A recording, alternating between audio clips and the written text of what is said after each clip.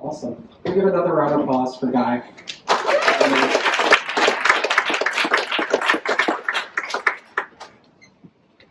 Awesome. So I want to kick off the Fireside chat talking about, actually, before we do that, set the mood. I want to set the mood.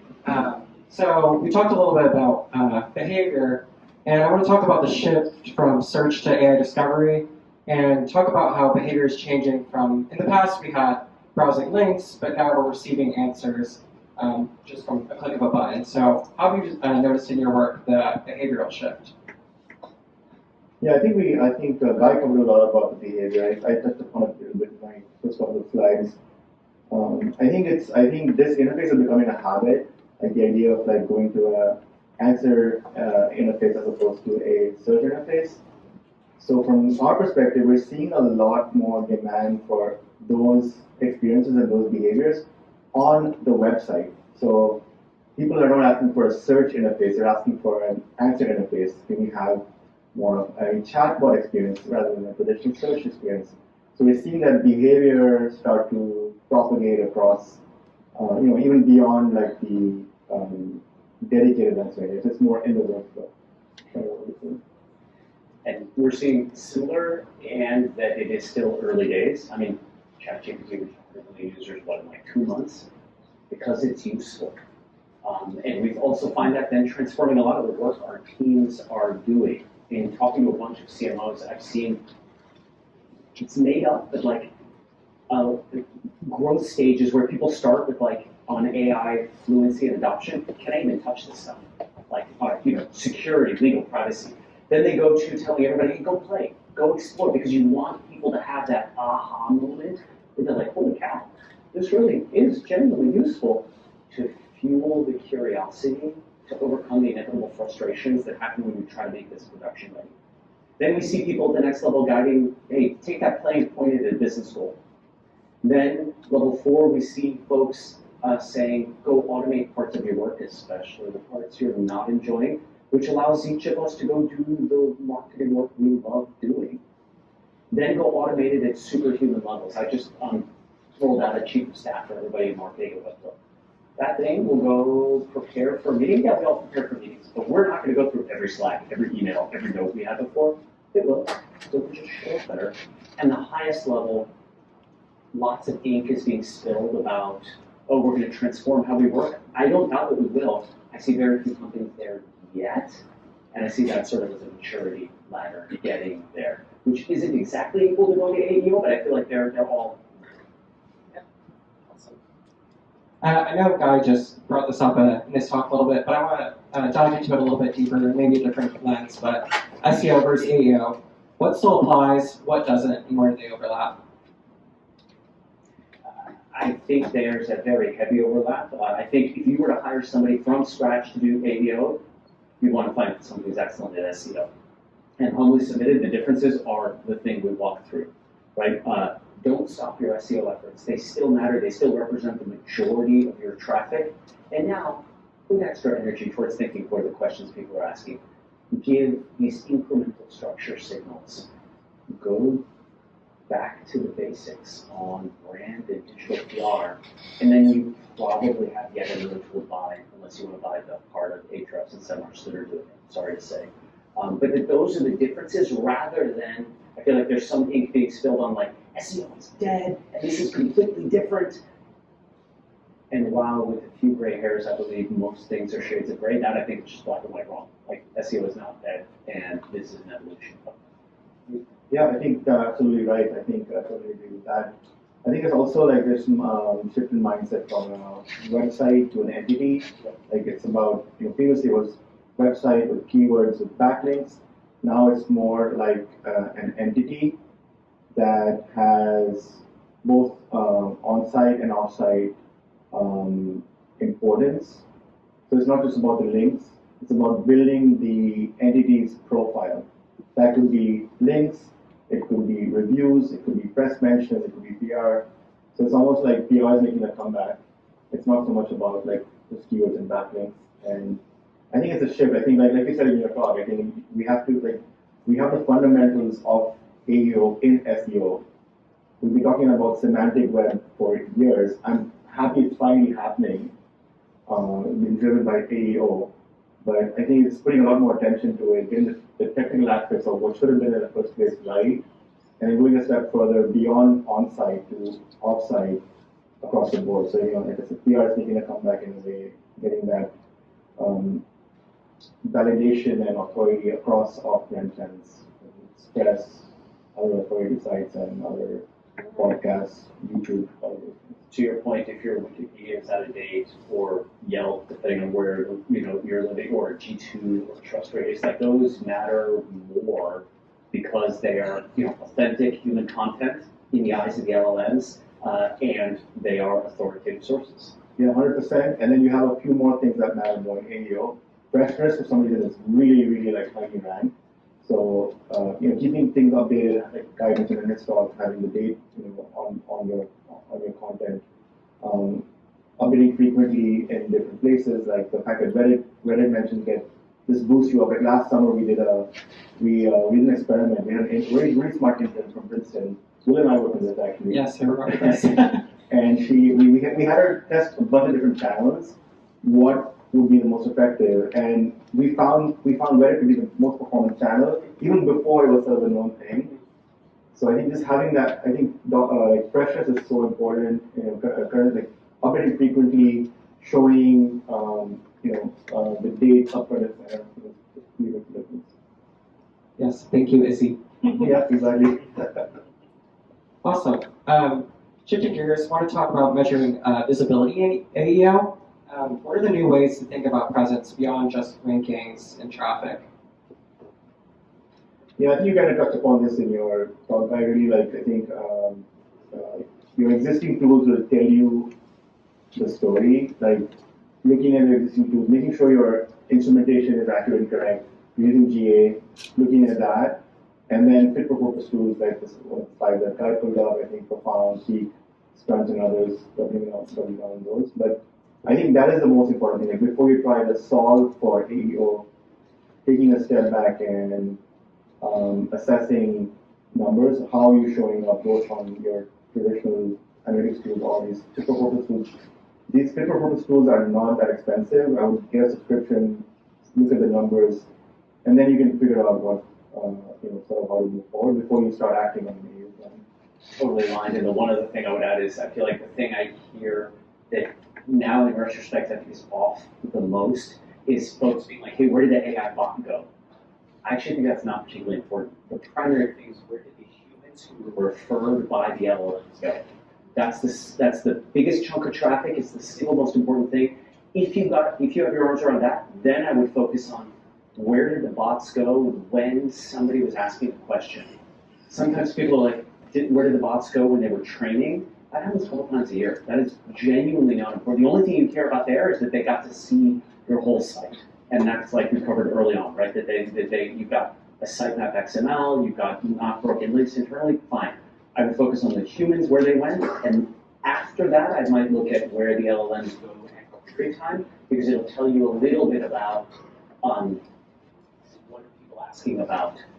Given that we are in this moment in time where the LLMs aren't telling us, for sure they will. Like Google did, they gave us Google Search Console, for sure we're going to get that here, because there's too much economic incentive when they start doing ads for us on that. Yeah, 100%. I think that distinction is really important, like distinguishing between citation and reference versus training. And so like your visibility can be true intent, like a real human looking at those answers, or just a training bot coming in. And being able to distinguish those two is really important. So some tools will give you that distinction. So tracking that is really important. And I think another important point is like some businesses, like their revenue model is based on their content. Like that is their river of gold. You don't want to just give that away to an LLM. So the good news is there is a way to filter content. Like there's a directory you can put in your robots file to say, allow reference and citation, do not allow training. And now you kind of get the visibility, but you save those, you don't give away that content. So you can go further and say 7% of sites today block LLMs from crawling them. For the majority of those 7%, that's a mistake. You don't want that. For the minority, you're actually talking about where like your business is the ad revenue, or it is the subscription revenue to your content. Okay, there's a little bit you may want in front of the wall. You absolutely want that crawled. For the rest, you don't want to touch it. You don't want them indexing it. And so you can put something in robots.txt. We partner with Cloudflare. Cloudflare does something at the edge where they will block the bot on the pages or the whole site where you tell them, hey, don't. For that minority of businesses, that's the.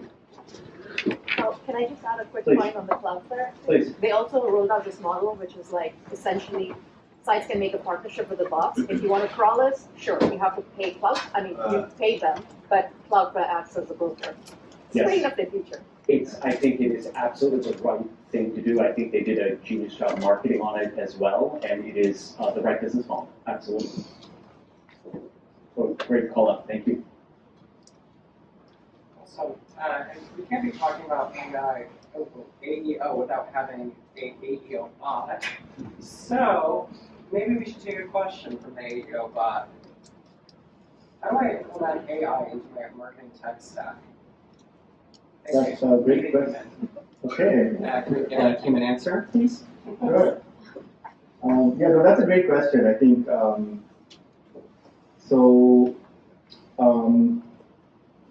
the AI marketing, I guess the marketing stack is very broad. Like, I think you have tools for strategy, planning, campaign management, creative, analytics across the board. What we've done at Perpetual is like every few months we'll run a test. So we have a 50-step process, how we go from idea to live product. So every few months we'll run a test of how effective are AI tools across all of those 50 steps, and we double down on those tools that are actually working. So I think something similar can be done in a marketing tech stack, where I think there's a big question of what AI tools should you adopt and how should you adopt them. I think there's a top-down and bottom-up strategy to approach that. What I just discussed was a bottom-up strategy, but I think it also depending on what MarTech stack you're on. Whether it's a certain CMS, whether it's a bunch of different tools or a combination of both of those. So I would say like taking both a top-down, bottom-up approach. What AI tools does your current marketing stack offer? Because many of them offer these tools, but you don't take advantage of them. So leaning in and discovering those. I know that Webflow has some amazing AI capabilities. I think, and they also support AEO. Like schema, you can do it right there within the Webflow CMS. Instant update, like automated schema generations. I talked about the Webflow MCP within the marketing stack. Really, really helpful tool. We've used it in real production projects for tools like the data migration, tagging, crawling of undiscovered pages. So, sort of a long answer to just say that I think taking both a bottom up and like a bottom up and top down strategy, and just understanding what exists today, and then a balance of organic adoption in terms of what's working, and also like setting aside time to actually do it, thoughtfully and purposefully. Totally agree, and I'll add two additional things. One is I feel like areas on the team that lend themselves to earlier adoption, I think everyone can adopt it, but the parts that lend themselves earlier are content creation and then creative creation, where both have lots of new tools coming in to help and the existing tools trying to go after them. So you have the concrete thing that comes out of it. Separate from that, I would encourage you to focus on the AI adoption of the team, going through those different levels. And part of that is make it easy. I'll pick on the Webflow MCP example just because it's familiar. You can go to Claude or ChatGPT and be like, I want to post on this. Please create them and then post them. And it'll just go do that. Oh, I want to change my design this way. It'll just go do that. Oh, I want to do it. It'll just go do it. And like, that's a familiar interface. It lowered the bar for AI fluency. It's something you need to be good at prompting, or you want it tuned to the task at hand. I'll pick on Webflow just because it's familiar. Like translation is different than creating a page, is different than personalization, is different than summarizing reporting. Each one of those needs something tuned differently. You want a tool that's doing that. And I think the thing that is the biggest enabler for the team that is often I think it's like the dirty little secret of all of this is you need this shared context that often many of us, again, I know nobody in this room, but other marketers, may not have updated as recently, right? Like, is your brand voice totally up to date now? You know, is the set of facts you have about the business totally up to date right now? They may or may not be, but having those as shared context helps everybody produce better content, produce better creative. When you have those in place, you can then leverage that context layer with the agents you are using to go really force multiply for your team. Yeah, no, absolutely. And I think today it's just so fragmented. It's something that I call AI sprawl. You have these different tools in your marketing tech stack, and each one has its own AI feature. And you have, you kind of bring your own AI, LLM of choice. And you have this AI sprawl happening, and all these experiments taking place across the board. So I think what Webflow is doing well is bringing it all under one place and under one umbrella, and I think that's really powerful. I think even looking forward to agentic and things like that. I think those are inevitable, and I think paying attention to those. I think not solving for them now. That's why we do this every few months. Because it's changing so fast, we'll evaluate our stack frequently, and then adapt and adopt tools that work today, but keeping in mind we might have to change those tomorrow. Awesome, thanks. I just want to turn the vibes back on, but I would also like to ask our team members, can we get a quick time check? Just to make sure that, okay, thank you so much. So we'll do one last question here. Thinking about brand authority and trust signals. So how can we use AI to determine how does AI determine which sources to rely on, and how can we implement that within our own work? It is, as we were talking about before, it's looking for consensus, and it's looking for that consensus across authoritative sites that other people are citing. And so it feels a little bit like the modern version, not the modern, the AEO version of SEO backlinks is the plain text mention, and that doing that blog post, that podcast, that exec thought leadership, that high production value annual research piece, whatever it might be, to be mentioned more elsewhere are all great contributors. It also then means going to the places where you are profiled regularly and going after them. Those seem to be the things. That's one bucket, and the other bucket is authentic human content. And I'm putting it in air quotes only because it's the way they are defining it. It is authentic human content, but places where they feel they're going to get less marketing speak. That's why, okay, Reddit is the #1 cited domain on Perplexity. I think G2 is the 4th most cited domain on Google. Places like that have increased in importance. They're always important. They've got a bigger lease on impact. Yeah, I think exactly what Guy said. I think there's also, in addition to that, I think there's an opportunity to, there's some low-hanging opportunities with YouTube, podcasts, G2 for reviews, depending on your business, having high reviews, getting more reviews on different sites. For us as an agency, Clutch is something that we get a lot of mention on. We just organically have a lot of reviews in Clutch, and because of AEO, we rank really high on AEO as well. And to that point, Clutch is new to me. How would I have discovered that? Pick the questions you care about, go look at who's cited in those, go talk to them. Awesome. That ends the panel. Oh, we have some audience questions? Please. Yeah, please. So I'm Jamie, I work in the news, this is what we eat and breathe in, heavily impacted. So 2 quick questions. When you are trying to rank in the LLMs, are you pretty much just going for citation and a content snippet, and going for anything else, the citation or content snippet is what I can get, right? 2, the difference between GEO, generative versus answer engine.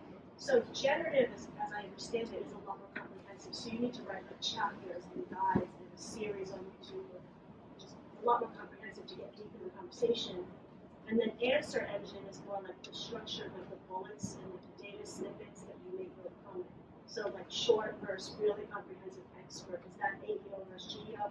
And then what am I going for? Citation and snippet? Is that all going for? Yeah, I guess, so one question would be do you have a paywall currently? be rolling. So Yeah. yes and no. Yeah, so I think for us, like with media brands, some of them that we work with, we're starting to see a lot more paywalls now. So I think that's a no-brainer where you would have like for the general content, you basically like let everything happen, and then they hit the paywall, and then obviously paywall content is not on AEO. Then I don't have a paywall. Yeah. Just for any industry, like, is that what I'm going for? Snippet, Yeah. citation, that's it. So I think two things. On AEO versus GEO, I see a lot of ink being spilled. First, you'll teach us because we're all learning this together, right? Like this was well-researched, thoughtful guesses, and you may have different experience, and I would love to hear about it genuinely. And I feel like the AEO GEO difference is when I had the privilege of co-founding Intellimise 10 years ago. There is a difference between AI and ML. No marketer talked about them differently. They use them interchangeably. I actually think AEO and GEO is the same, where if ultimately the goal is to show up in an LLM wherever they're putting their output, if it's a chatbot, if it's an agent, if it's fielding some other experience, and having somebody come to you. And so in my mind, I've heard we chose AEO as a business, as the term, because you had search engines, that was the activity, not the underlying tech for Google. You have answer engines, that's the activity, not the underlying tech, which is generative. Okay, if the industry settles on GEO, we'll call it GEO2. And long form versus short form. I feel like long form gives you more opportunities to have similarity to the question. And so ultimately, you're looking for the answer to that question. Maybe that's in chopped up FAQs. Maybe it's in a long form article that's well structured so it's easy for the LLM to pull out meaning. I do see data saying that the LLMs are looking at the top 20% of a page, 15% of the page to decide, am I going to consume the whole thing? And so there is something about topic similarity there, right? Like I've had people say, hey, should I take my entire product site, not news sites, FAQs, and put them all on one page? That's probably not a good idea for that reason. But like, should I put a bunch of FAQs or articles that are related in one place? That could be just fine. And so I think ultimately you are looking for similarity to the question, and that comes from structure. That structure may be its own snippet. It may be a paragraph within an article that's been laid out. It may be from, literally, it'll go look at that call out that you have in an article and look at that separately. If you've rendered HTML thoughtfully, I can't tell you how many sites I look at where like the hero is H5s, and then you see 3 H1s, and then you see an H2, and it's like they are shooting themselves in the foot. How did that land for you? How have you experienced it? Good. In terms of the comprehensiveness, a lot of news orgs are going into like explainers more. You only have so much, and then they're going to resort to using AI for that. It's not a good product, and like our newsroom was cut by 80%. So we have to be really strategic about this, especially when Google and Facebook was the hand that it's to zero. So, but also the citation and the snippet is all I can kind of go for. There's really not a lot else. Yeah, and yes, but I think it also depends on your revenue model. So like, based on the revenue model, you can come up with a strategy that makes the most sense. But in terms of the universe of things, yes, I think it's to be cited. It is to be mentioned. Have some of your copy carried on. If you were e-commerce, at some point it'll be consummate the transaction there as well. I think we could probably do maybe 1 or 2 more questions, but after that, Guy and Amish will be upstairs during the networking session. So let's do 1 more question and then we can wrap it up. Utilizing your framework, which by the way is amazing, focus on the last level of authority. How do LLMs determine sources within a specific category? And does that way differ from, understanding every customer life cycle is different from category to category? Because I don't know your fintech traffic. Does that differ when seeing the LLMs? For example, on ChatGPT, you've got a lot of sources are coming from Wikipedia, Reddit, New York Times, Forbes. When you think about what are the outlets that have some weight on the 3 categories that I just mentioned. For example, we focus on lifestyle credit cards, consumer credit cards, the points score, points guard, right? We talk about automotive, auto board. then we talk about travel, Condé Nast Traveler, right? I mean, the truth is that if you are in the market shopper, you can see something on Forbes in the time, but most of the time you know that's going to be editorial advertising. It's not really network. It doesn't move the needle, right? It's moving down the funnel. So how are the LLMs utilizing that thinking to gain sources? Because as of now, it feels quite generic. I would like to hear your thoughts. I'll keep the shot. Yeah. What you're seeing. At least the data I've seen supports your hypothesis, and it's not conclusive data, but it does feel like the LLMs are not differentiating as much today between advertorials, paid ads. Like we spend money on Reddit for ads. That seems to be doing well. I'm like, it shouldn't be doing as well. And so I could imagine at some point there'll be more of a differentiation there. But right now it's like the content is the content. Even if it's an advertorial place like Forbes. One, and two, how are they choosing which places? We could go into a whole long thing about like the algorithms and how they crawl the internet and how they're choosing and their version of PageRank. I think practically for each of us, it's like, okay, what are the questions people are asking in that category? You know that funnel well, you know those questions well, you've been optimizing for them for a long time. Go look at the places they're citing. But the direct answer to your question, I think it is true. I think ads are counting contentfully, if I can make the word, more now than they should or will down the road. Yeah, I think exactly what Guy said, and two things. One, test across channels. Two, double down on what works. Amazing. All right, let's give another hand for Guy and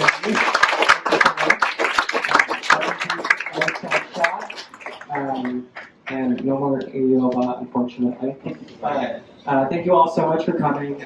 Please go upstairs for some continuing networking and drinks. Thank you all so much for coming again. Thank you, everyone.